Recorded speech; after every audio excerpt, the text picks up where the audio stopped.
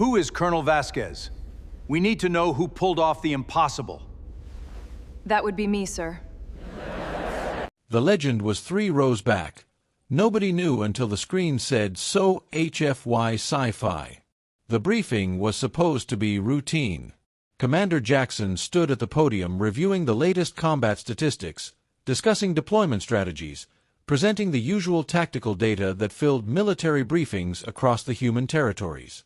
3,000 soldiers, both human and alien allies, filled the auditorium seats.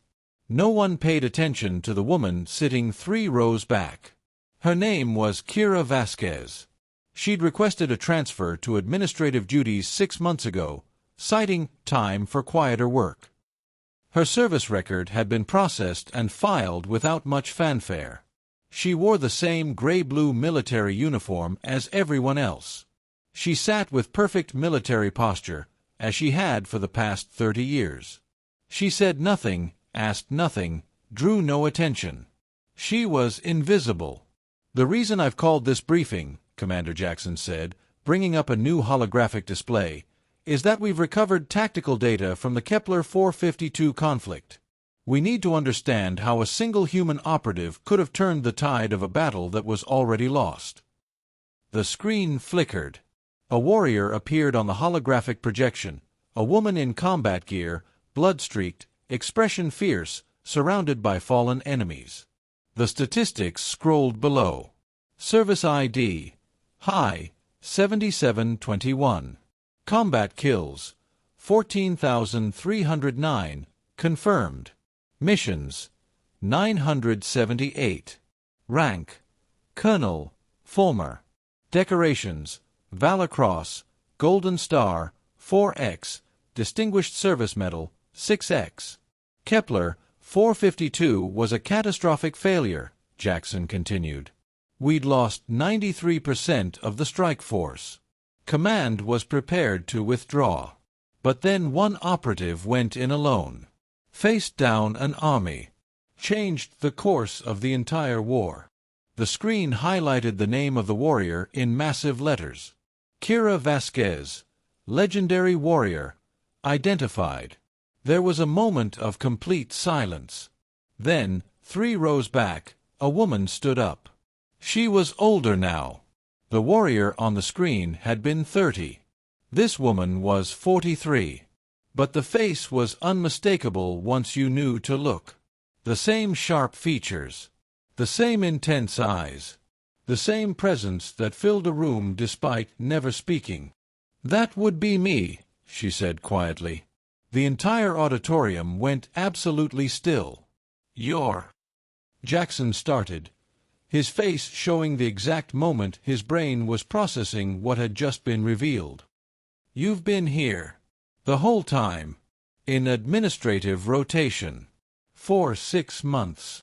"Yes, sir," Kira said simply. "And you didn't mention that you were the soldier who won the Kepler 452 conflict? That you've killed over 14,000 enemy combatants? That you hold the most decorations of any active service member?" "You didn't ask, sir." Around her, soldiers began to recognize the woman sitting in plain sight among them.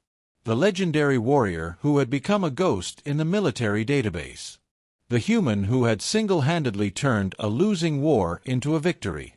And she'd been sitting 3 rows back, filing reports and attending briefings like she was anyone else.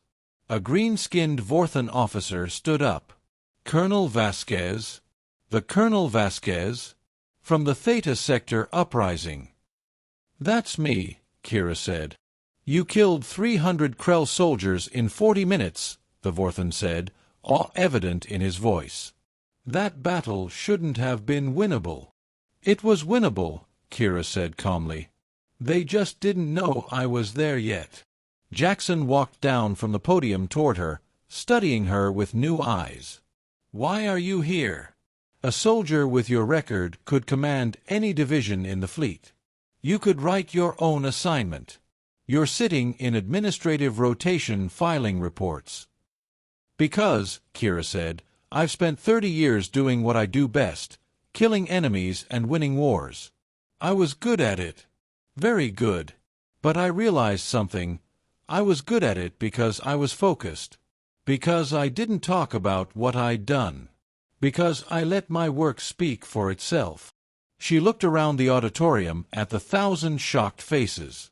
The problem with becoming a legend is that people start following the legend instead of doing the work themselves. They believe one person can win a war. They believe in the hero instead of in preparation, training, strategy, and teamwork. I came here to remember that I'm not legendary. Humans are legendary. Our species is legendary. One soldier is just one person. But thousands of soldiers learning from each other, training together, preparing together, that's what actually wins wars. A young human cadet stood up. Colonel, will you be resuming active combat duty? No, Kira said. I'll finish my administrative rotation. But I will do something more valuable. I will teach. I will show you that what people call legendary is just discipline, preparation, and refusal to accept defeat. Any of you can learn what I know. Not all of you will become warriors with my record, but all of you can become better soldiers. Commander Jackson was quiet for a moment. Then he nodded slowly. The briefing is adjourned. But Colonel Vasquez, welcome to command staff. Effective immediately, you're teaching tactics and combat strategy.